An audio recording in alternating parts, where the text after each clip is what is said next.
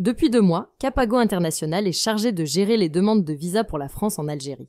Ce nouveau prestataire, qui a remplacé VFS Global, devait apporter plus de clarté et d'efficacité au processus. Pourtant, sur le terrain, c'est tout l'inverse. Capago est aujourd'hui au centre d'une vive polémique. La plateforme numérique, censée simplifier les démarches, accumule les ratés techniques au point de bloquer des milliers de demandeurs. Le principal souci, c'est la prise de rendez-vous. Pour beaucoup d'Algériens, notamment ceux qui déposent une première demande, il est devenu presque impossible d'avoir un créneau. Pire encore, certains reçoivent un message d'erreur leur signalant qu'une demande est déjà en cours, alors qu'ils n'ont jamais pu finaliser leur dépôt. Ces bugs informatiques créent une confusion énorme. Et quand les dossiers restent bloqués plus de 30 jours sans rendez-vous, ils sont censés être annulés automatiquement. Mais cette procédure, pourtant simple sur le papier, n'est pas appliquée correctement.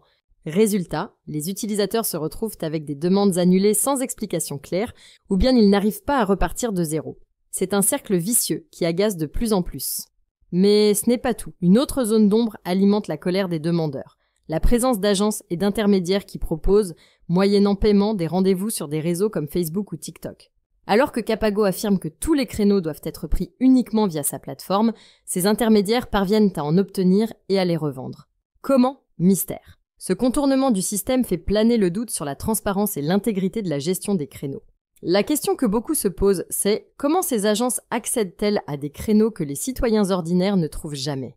Pour certains, cela ressemble à un système parallèle toléré ou à tout le moins mal contrôlé. Et cette situation alimente un sentiment d'injustice et de frustration.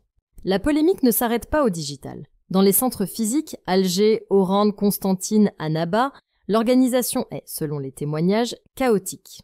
Dès les premiers jours, Capago a été dépassé par l'affluence. Files d'attente interminables, personnel insuffisant, souvent marqué par des attentes de plusieurs heures sans obtenir de réponse claire.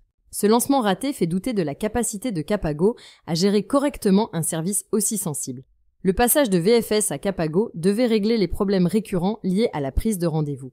Mais aujourd'hui, pour de nombreux usagers, c'est encore pire. Les mêmes blocages persistent, parfois amplifiés par une interface défaillante et une communication quasi inexistante. Enfin, plusieurs demandeurs dénoncent un système qui semble favoriser les renouvellements au détriment des primo-demandeurs. Un déséquilibre jugé injuste, notamment pour les jeunes Algériens qui souhaitent voyager, étudier ou rejoindre leur famille. En résumé, Capago devait incarner un progrès. 2 mois plus tard, le bilan est alarmant. Dysfonctionnement technique, manque de transparence, gestion chaotique et un sentiment grandissant d'injustice chez les citoyens.